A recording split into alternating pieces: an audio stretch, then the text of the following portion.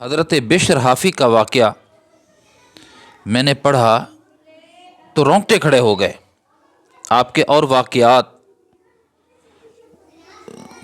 توبہ کرنے کے بعد کیسے توبہ کی وہ واقعہ بھی میں نے پڑھا ہے، لیکن یہ واقعہ جو آپ کو میں ابھی سنانا چاہتا ہوں یہ بڑا عجیب ہے، حیران کن ہے کہ یہ بہت بڑا اللہ والا پہلی زندگی کیا تھی وہ ابھی سناؤں گا۔ اس سے پہلے یہ کہ آپ کا انتقال کے بعد جب آپ کا جنازہ اٹھایا گیا، یہ البدایہ و نہایہ جلد 10 صفحہ 298 پر ہے یہ، کہ آپ کو فجر کو اٹھایا گیا جنازہ فجر کے وقت، قبرستان جاتے جاتے عشاء ہو گئی، اتنی لوگ تھے۔ جنازہ فجر کے وقت اٹھایا، قبرستان پہنچتے پہنچتے عشاء ہو گئی، اتنی کثرت تھی لوگوں کی۔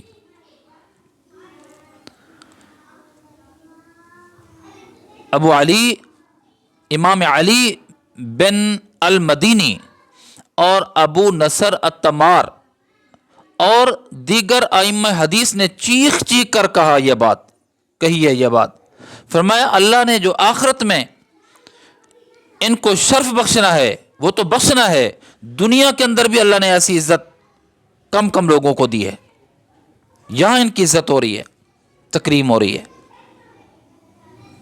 کیسا اللہ والا، فجر کا جنازہ اٹھا اور عشاء ہو گئی۔ التوابین میں ان کے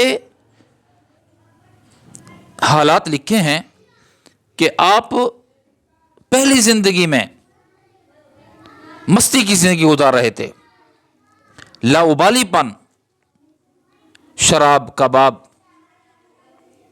ناچ گانا، جس طرح بندہ آزاد منش انسان زندگی گزارتا ہے ایسے پوری مستی کی زندگی۔ مالدار آدمی تھے۔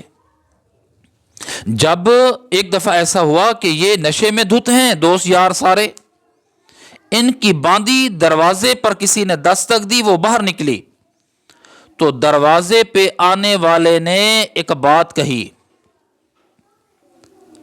کہا صاحب ہذہ الدار حر او عبد، اس گھر کا جو مالک ہے وہ آزاد ہے یا غلام ہے؟ باندھی نے کہا کہ یہ کوئی بات ہے، آزاد ہے۔ اس نے کہا ہاں یہ آزاد ہے، تبھی تو اپنی آزادی والی زندگی گزار رہا ہے، غلام ایسے نہیں کرتے۔ یہ آدمی کی بات حضرت کے کانوں میں پڑ گئی، اگرچہ نشے کی حالت میں تھے، فوراً اٹھے، سنبھالا اپنے آپ کو، باہر آئے۔ وہ آدمی چل چکا تھا، جا چکا تھا۔ لونڈی سے پوچھا کہ یہ کیا کہہ رہا تھا؟ کہا اس نے یہی کہا ہے کہ صاحب ہذہ الدار حر او عبد۔ پوچھا کہاں، کس جانب گیا؟ ادھر گیا۔ حضرت چل پڑے اس کی تلاش میں، چلتے چلتے اس کو پا لیا۔ فرمایا تو ہی تھا جو ہمارے دروازے پہ دستک دے رہا تھا اور کہہ رہا تھا؟ انہوں نے فرمایا ہاں میں ہی تھا۔ کہا بول، کیا بول رہا تھا، کیا کہہ رہے تھے؟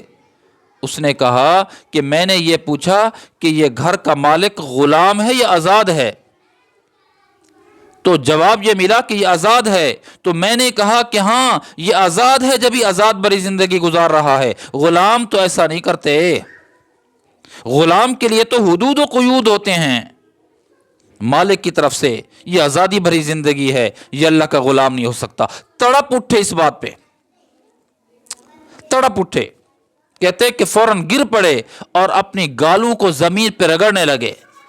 پھر میں گواہ ہو جا، آج سے میں اللہ کا غلام ہوں،